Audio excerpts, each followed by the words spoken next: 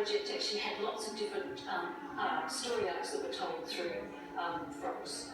The first challenge is you actually need to find the colour palette for all the different parts of the film. We started with pretty much no colour within the beginning part. It's quite a bleak sort of landscape. And then Tilly Gordon with her European colour and movement. Thank you, Marion, for speaking to me. So my questions for my blog readers are, were the dresses vintage finds, or was everything made for the movie? There are some vintage finds.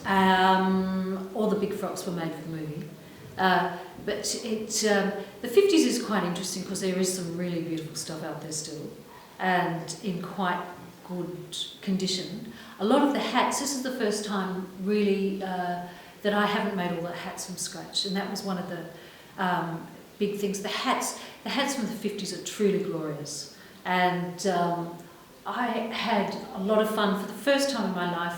I'm not extremely good with computers, and I found lots of outlets overseas that sell extraordinary items, and I had a lot of fun exploring that world. So were more the vintage finds that you did find, they were more for the extras?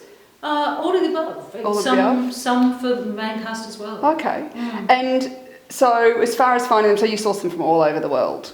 Correct. A question about where you source fabrics from. Oh, fabrics. Fabrics are really hard to find now. Whenever I find a fantastic fabric, I find it quite irresistible, and I store it, and because you find something once and once only. It's really hard in Australia. Our stores are closing, but I get a lot of stuff out of Italy. Italy still has quite a healthy clothing industry, and they make at home, which is great. Italy, India and China.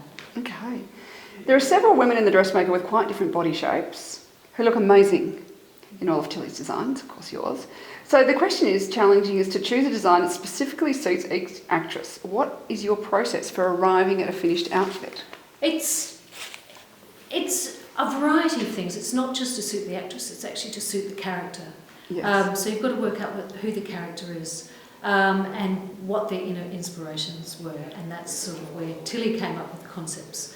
But you just become adept at actually knowing how to, what suits or how to manipulate someone's figure to get the desired effect. We made all the underwear for the film, so we made extreme corsetry to get the silhouette.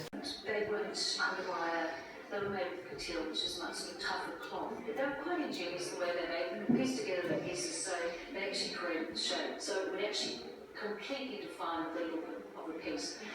It's incredibly important to get the balance right between the waist and the bust and the hips. When you do that, the women just look quite extraordinary. Stunning. So they weren't very comfortable, is what you're telling me? They loved it on one level. Really loved it on one level, but when the heat of summer and you're in the middle of Horsham, it's quite hard yakka. Yes. And so how long did it actually take to create all these amazing costumes? It's never long enough. We had 8 weeks pre-production. I drew for a month before we started, so it's quite a short turnaround. We keep making as we're filming, but so I suppose in the end it's about 12 weeks. Wow, that's amazing. Thank you so much, Marion. Thank you.